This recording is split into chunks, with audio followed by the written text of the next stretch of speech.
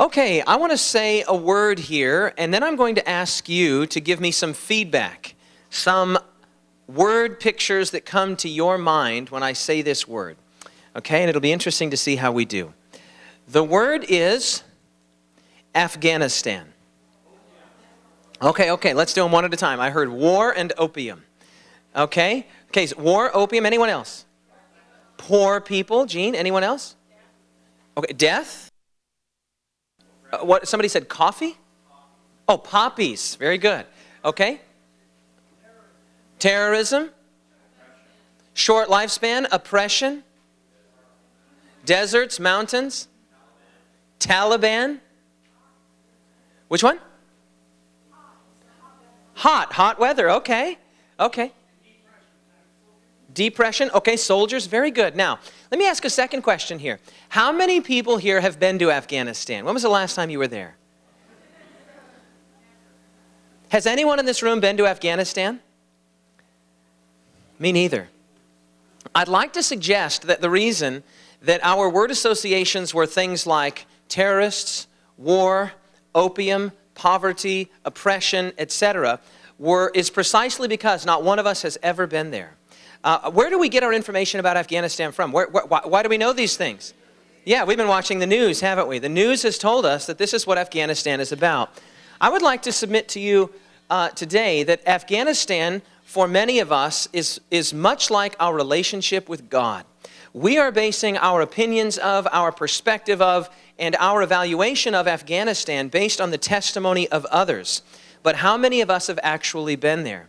The answer is none of us. Not one of us in this room has ever been there, yet most of us had a word picture, a word association that came to our minds when we said the word Afghanistan.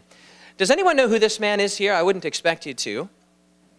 His name is Rory Stewart. Rory Stewart. He was 28 years old when the picture was taken. No, he would have been 31 when the picture was taken. But he's really an extraordinary man. 1 month after the fall of the Taliban, he walked across Afghanistan in the middle of winter.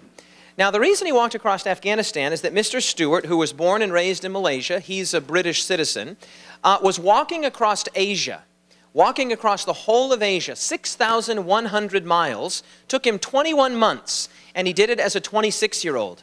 Well, when he came to the portion of his journey in which he would have had to walk across Afghanistan, he wasn't able to because of the Taliban.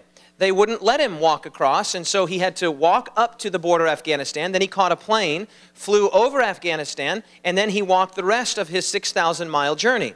But when the war came and the Taliban fell, as you remember, very quickly, 1 month after the fall of the Taliban, actually less than a month, he quickly raced to Afghanistan, got to the border, and walked across Afghanistan in the middle of winter, 1 month after the fall of the Taliban. Now, does that sound like an exciting adventure? Yeah, it does, doesn't it? And he wrote a book about it, and that's the book there. I apologize that you can't see it very well, but it's called The Places in Between. Well, here's the reason that I bring this up. If you would have asked me, David, would you like to visit Afghanistan? Would you like to go there someday? I would have said no. I have no interest in going to Afghanistan. I have no interest in seeing it. I have no interest in going there. It looks to me like a forbidding place. What I know about Afghanistan is what most of you said you knew about Afghanistan. Poppies, opium, war, oppression, Taliban, terrorists. If someone would have said to me, hey, do you want to take a 1-month trip backpacking in Afghanistan? I would have said absolutely not. The interesting thing is, though, is after I read the book, I was absolutely intrigued with the place. The culture seemed fascinating and rich, and the people seemed brilliant and very clever and very kind and very wonderful. Just seemed like a place I couldn't wait to visit. In fact, my initial reaction after reading the book was, I can't wait for things to calm down over there politically and militarily so that I can go to Afghanistan and see what it's like.